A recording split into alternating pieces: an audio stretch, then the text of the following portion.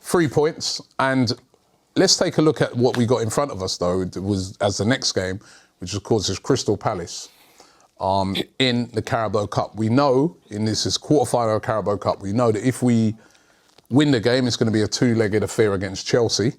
But how's everyone feeling about that game? Do we rest a lot of players? Because coming up at the weekend, weekend after Christmas, we've got Brighton at home, followed by Villa. We know the Christmas period, there's lots and lots of games. Yeah.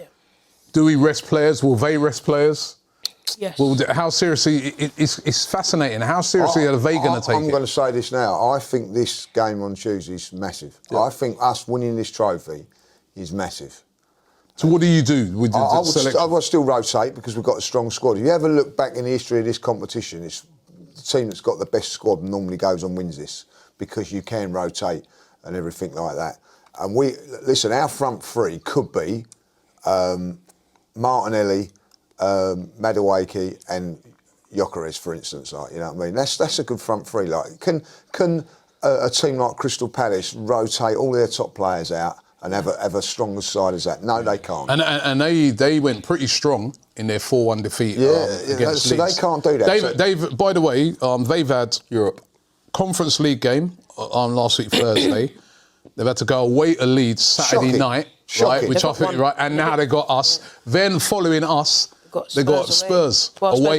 Spurs at home, sorry. Yeah. Shocking. That's tough for them. Ever they've been not won their last this two. generation of football now play on a on a Thursday and then play on a Saturday. Yeah. You know, I remember years ago in the 70s, like they played Christmas Day, Boxing Day, and then played the next day. But like football changed. Football played 2 games in 2 days. You know what I mean? Liam Brady played in like that, all of that time. I remember it. But at the end of the day, it should not be like that no more. Like, and how Is that advantage us though? I don't care if it's advantage us. I'll tell you it's disadvantage too. Burnley and teams around the bottom of the league playing against a weak Crystal Palace team. Is that fair on the Premier League? You know what I mean? That you're taking a jaded, tired, whatever to Leeds. You know what I mean? It's just wrong. I do actually agree with you, but then on the other side of it, you see Oliver Glasner every week coming out, basically cussing out the Palace board, saying, "Where's the depth? Where's all the players that I asked for?" We're talking about someone that's won the Europa League with Frankfurt, and he said multiple times, if you want to be in cup competitions, you want to try and win it, you have to have the depth. And the unfortunate, we're at a stage now where the reality is the Premier League, UEFA, FIFA, they don't care about the welfare of players. No, Do you know what I mean? I agree. And the unfortunate reality is clubs have to adapt to that. So we've seen already last season, we didn't clothe ourselves in glory by having a deep squad, and we saw it straight away. Kai Havertz, Gabriel Saka out. We suffered, we fell away straight away. And a team like Crystal Palace, they now, if you're in Europe, you've won the FA Cup, brilliant. You want to build on that. You have to go and get a deeper squad because the league doesn't care, which is really sad. I agree with you, but the trouble is because of these two, and you have to put it to these teams. They have success, right? Like Crystal Palace, right? They have success, and what happens with that success is that other clubs come and go. I'll tell you what, we'll have your best player. We'll have this and that, like, and they suffer. And it's hard for them to build up on that, like, you know. Yeah, but then they've got money to go and get a bigger squad. This is where you can say a team. Get those players. Crystal Palace are up against, I don't know, Tottenham for a certain player, Simmons, for instance. Who's he going to go to? No, but see, this is where I'd say with Crystal Palace, right? They got Eze from where? They got from QPR. They got Adam Wharton from Blackburn. Like, they've actually they lost Elise, but they've brought in Ismail Assar, who none of us had probably really heard of or really, given the credit to, even when he was at Watford.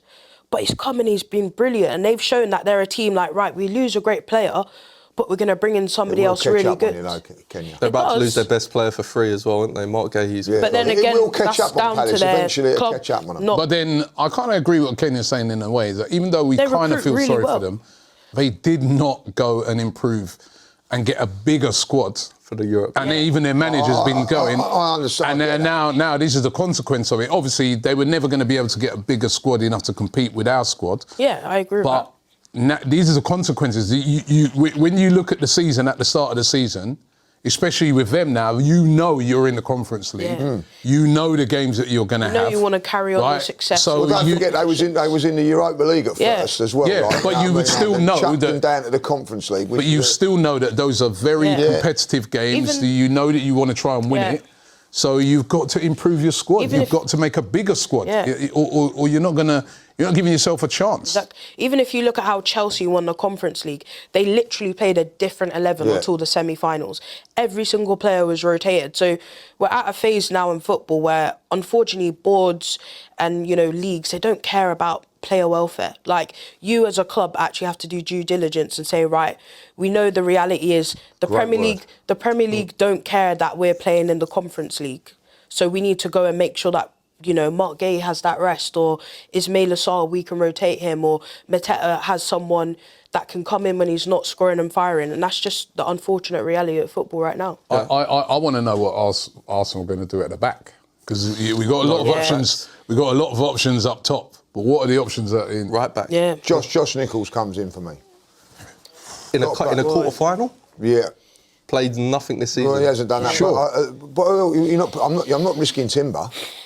You can't really. I'll tell you what. He was physically knackered on Saturday night. The work rate he done, by the way, the work rate our fullbacks have to do is incredible. Yeah. You thought he was poor, Timber? For Timber's level, he didn't do nothing wrong. I thought he played all right, man. He had a good game. Right. He looked tired. He looked fatigued to me.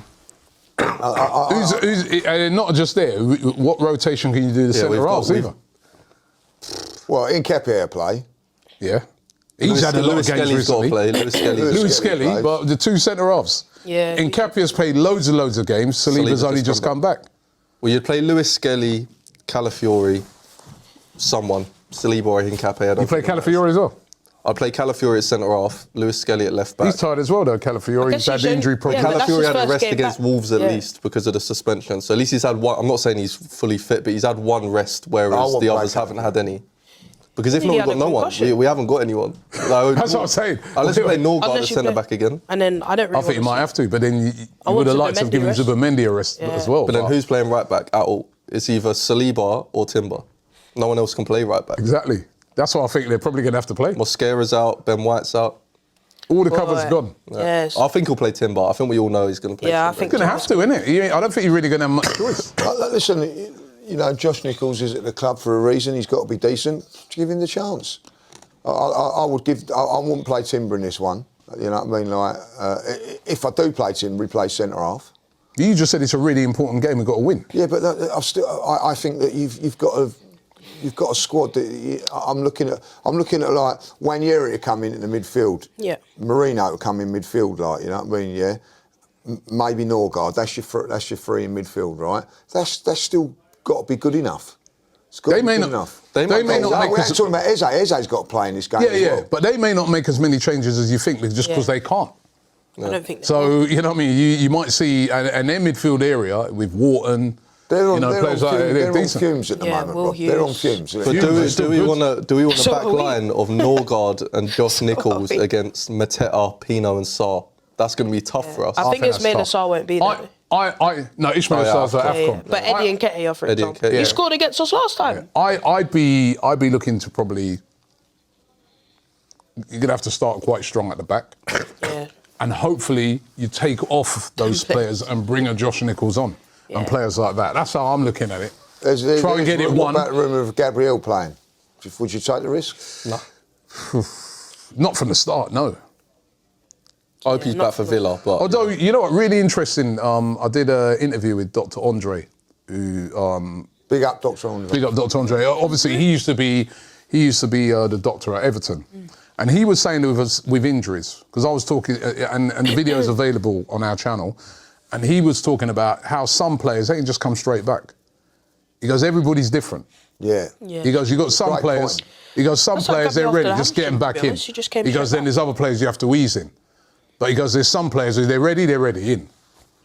They don't need easing in, they don't want to be eased in. But he is training. Yeah, so it all depends how, how they feel. What are you playing up front then? What's your midfield up front then? Midfield and up front's not a problem because we've got a lot of options. So up front, I'd start Jesus. Yeah, maybe I'd start Jesus as well. So would I. Starting from the start. Now. Yeah, get him in from the start, take him off later, bring on Jokic. So Madueke, Jesus, Martinelli. What? Yeah. Yeah, and then. What about Eze? Where's Eze playing in this game? Eze, I'm playing him in a 10. I'm benching Eze. See, I want Ethan to be in. Wanyeri. So Eze and Ethan in the same team? Oh, that's true. I bench Eze. He can stay All on right. the bench. Maybe play Eze on the left then. Because maybe you could Play Eze on the left. Yeah, Eze on the left. Yeah, Ethan in Martinelli midfield. then? The Martinelli, he played the last game, didn't he? He can come on. Right, and he can come on later. That's the firepower if it ain't going right. So Yeah. you got Eze on the left.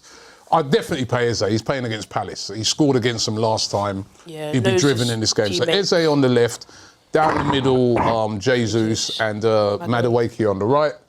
Midfield, Wanyeri.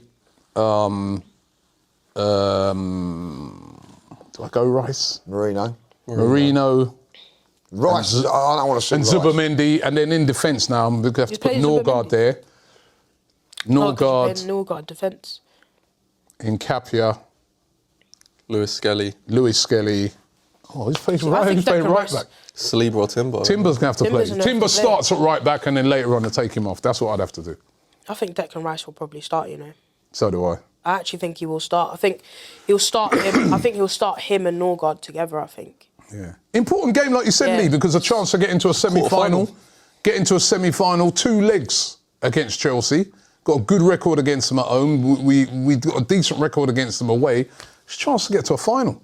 Yeah, it is. Just got to overcome. Been a while Palace since first. Wembley. What have I always said? Believe in your squad.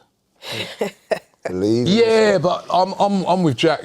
Josh Nichols, and he's a good kid. I saw him the other day at the You don't wanna Ballers just League. throw him away. Nice kid. You don't wanna just throw him And away. he's got talent, isn't it right? But like you said, he ain't played any games Yeah. this season. To throw him in from the beginning, I'd be more like have him on the bench, bring him on later. I agree with that. Give Timber a rest. You know what I mean? Hopefully, with a couple of goals up, you can Yeah. bring him on. That's how I'd be looking at it. Because remember in these games as well, you know, and Palace are a good defensive Yeah. team. All they've got to do is take it to penalties. That might be their aim. Exactly. You know, so the cup magic cup. going to be an interesting one. Yeah. Predictions on it. Prediction. Where's it? We've got the league table. We've got the league table up there. That's it's tight, Jack, it's that is tight. tight. Jack's in second place on 17, Lee on 18. Because we all got the result right, didn't we? But you got the exact. I got the 1-0 right, guys. I got 14, Curtis on 13. Puts you leader of the monthly thing as well, like. Yeah. You know what I mean? So. Right, so chance now. Predictions on this is a difficult one as well because you don't even know what teams are. So I'm going to go 2-1. I'm thinking now. Palace. Can I say we win on penalties as a prediction? Well, you say a draw. A draw, we win on penalties. So what's the draw? What's the draw? You've got to name the draw. It doesn't. Penalties don't count. Oh, okay. You've got to name the draw. 1-0. 1-1. 1-1 after 90 minutes. Yep. I'm going 2-0. Oh, he's gone with the old big 2-0. I'm gonna go 3-1. Can't he go 8-1? I already did that this one. Serve him right for not being here, Serve him innit? right for just Going going over, living it up with Chris. He's probably eating mince pies now and stuff like that. You know what I mean? That's the first time I've not predicted us to win a game, by the way. So sorry, but you know, I think we'll win on pens. That's all right. That's all right.